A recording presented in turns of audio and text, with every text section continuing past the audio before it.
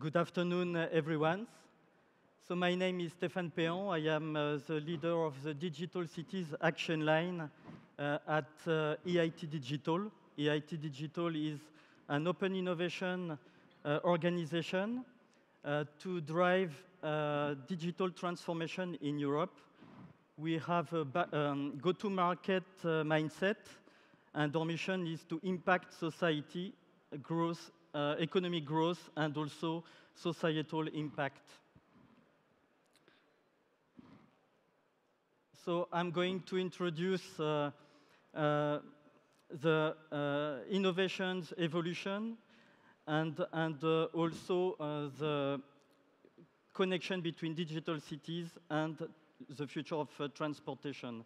So here, as you can see, in the 30s, General Motors was thinking about autonomous vehicles. At this time, it was through the concept of automated highways. The vehicle was reading the road. And as you can see, it takes time to go to the market. On the right, you have the autonomous shuttles. So now they are operational. Here it's Navia, a startup, a French startup that was in EIT Digital's accelerator. And it works now on dedicated areas only because of an international convention that limits the use of autonomous vehicles. And under you have Cedric, a concept car from Volkswagen that targets cities from in the 2020s. So as you can see, in the 30s also, it's not only a technical aspect. You have also the culture and the social approach.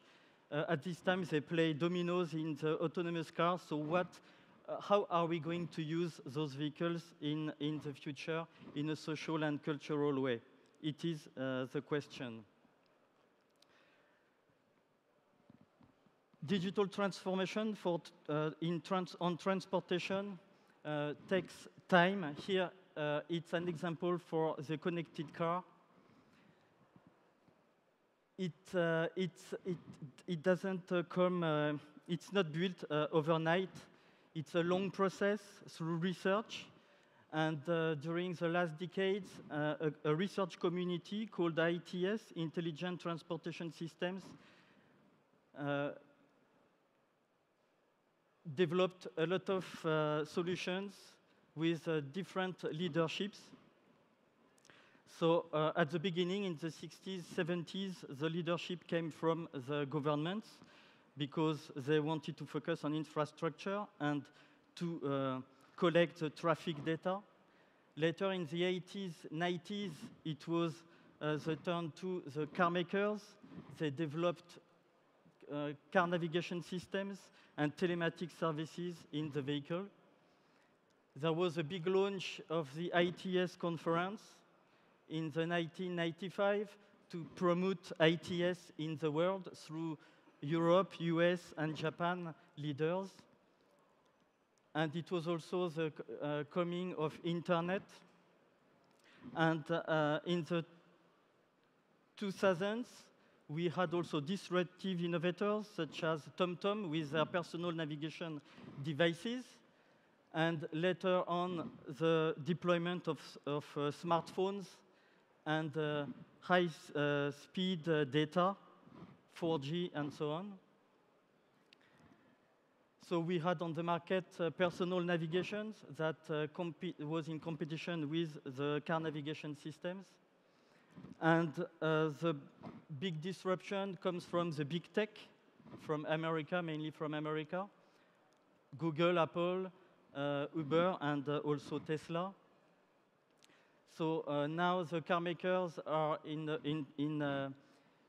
a crucial situation. They need to compete with those newcomers on the market. So you can see that they are hiring a lot of engineers now in cloud computing and also AI, algorithms, expertise, and so on. So after 2020, it is the question, who is going to lead this market?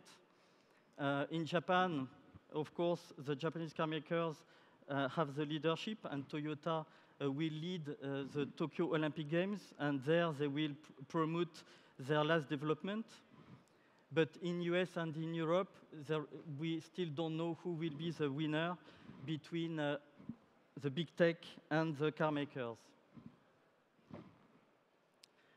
So my point here, my message is that future mobility will not be a silo. It will be connected with the digital cities. But what is a digital city? We can identify 4 phases. The first one is digitalization, of course, of the public and urban services. It could be also open data. The second phase is integration. You integrate different services that are today in silos. The third phase is predictive analytics. Through big data, you can support decision making, but also to create disruptive services. It is where we are today and what we are developing now. And the last one is pervasiveness. So it is a full connection of objects, but also people, and of course, vehicles. Through Internet of Everything, new services will come, and particularly thanks to the deployment of 5G, that is not only a 4G plus 1, it is an ultra-dynamic network redistributing connectivity and enabling scalable services experience. So it's a connection between all different technologies such as Wi-Fi 802.11p used for the connection in the between vehicles and infrastructures, and also 4G LTE.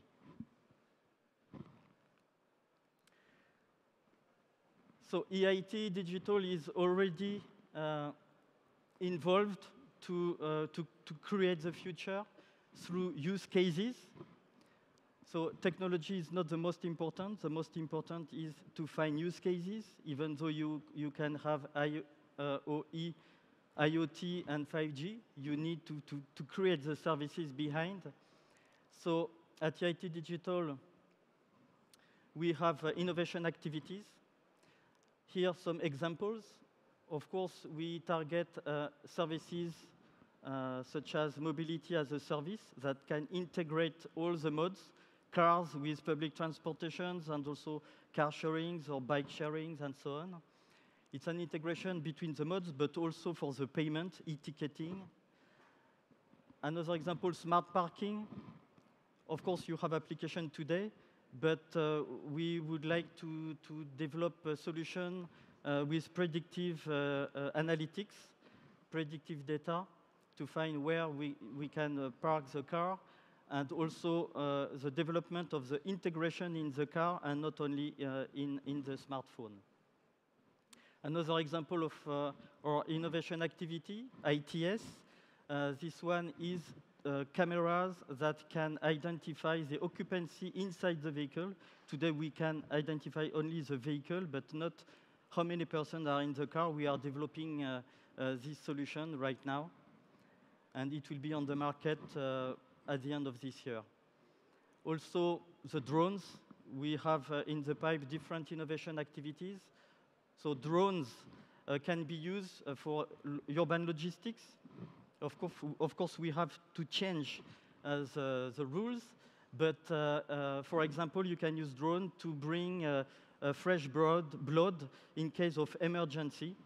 So we are working on this use case right now. E-tourism, to customize the information for tourists, that are for short stay in a city, for example.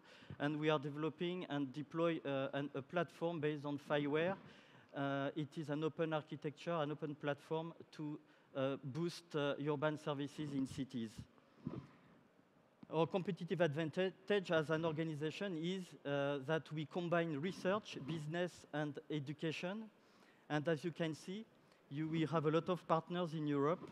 and they are involved in different innovation activities to push some solutions in the market. Thank you very much.